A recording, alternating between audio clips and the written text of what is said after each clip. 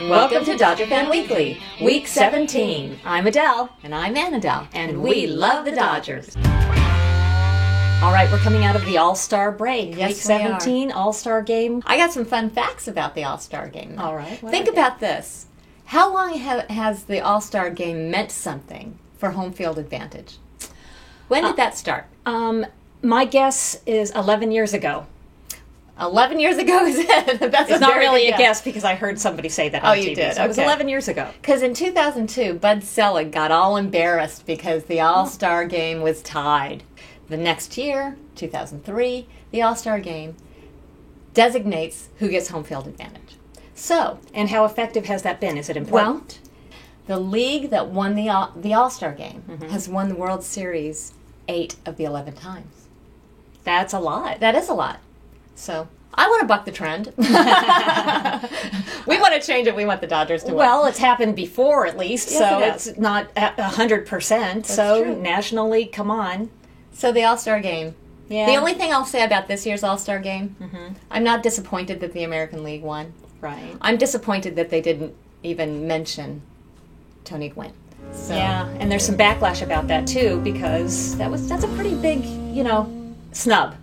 Right. Also, speaking of that, of All Stars, there were 5 announcers for the game. There were 5. Vinny could have done it all by himself. At least everyone got to watch the All-Star game. That's a good point.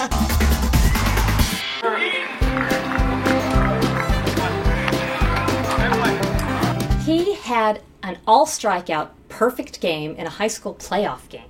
Yes, and he was the 7th round draft pick in 2006.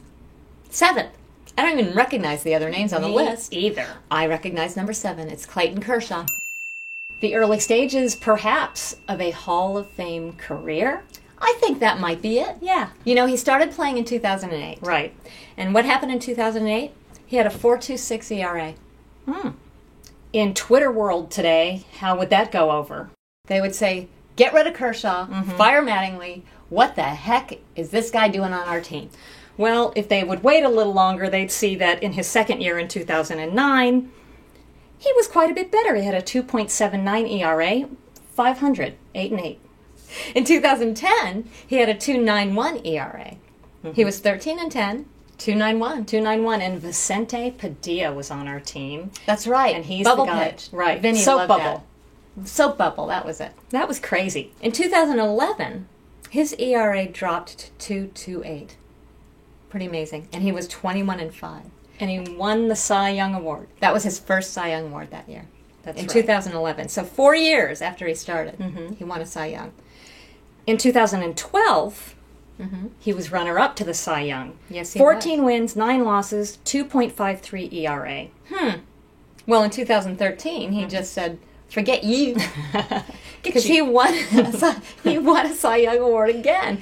His ERA was 1.83 in 2013, And it is hard to get any better than that, but this year so far, it is. 1.78 ERA, and he's got 11 wins and 2 losses. well, that's fantastic. And you know what else? What? He has yet to hit a pitcher this season. I mean, hit a batter this season. Wow. He has not hit anybody. Talk about control. And he has 126 strikeouts and 15 walks. The ratio on that is 9-1. Now, a good pitcher, 2-1. A really good pitcher, 3-1. And he's Kershaw's 9-1. Wow. Okay, so what we're talking about here, we haven't had this since this guy. This is Koufax. I don't know if you remember him or read about him. This was a long time ago, and now we have this guy. We're watching history. We are in the midst of history. We need to just appreciate what we have. Our future Hall of Famer, Clayton Kershaw, and he signed to the Dodgers for a long time, and we love that. We do. Wearing So- Dodger blue. Appreciate it as long as you can, Dodger fans. Everybody clap your hands. Periodically throughout Dodger Fan Weekly this year, we have had guests on the show. We have. We've the Forgotten had, Fan. That's right, and Chris Erskine from the LA Times was on, Yes. and we're going to do it again next week. We're going to have Howard Cole, who is a writer for the LA Weekly. When Howard Cole doesn't like something, even if we don't agree with him, it's not a bad thought. Right. Because he knows what he's talking There's- about, and he has a lot of passion for the Dodgers as much as we do. Right, exactly. So when we hear the announcers on Sportsnet LA, which they haven't called us yet, Right. we're still waiting, but only Hello. only 30% will see us anyway. So That's what's the true. point? Anyway, But not announcers like not Vince Scully, but not announcers, but people that talk about the game after the game, before the game. The ones we listen to about the Dodgers are paid by the Dodgers. right. So they're critiquing, but they're not critical. Right, and so it's Necessarily. refreshing to have a voice like Howard Cole. Right. Because he has an unbiased opinion about what's going on. Right. We won't always agree with him either, but And I don't always agree with you. So there that's you what makes the go. world go around. Howard Cole next week. I could only hope to walk in your shoes. Oh, you are already walking in my shoes. But you have 4 no hairs. Well, I know, but you are well on your way. I'm Adele. I'm Annadelle. Don't forget to tweet. See you next week.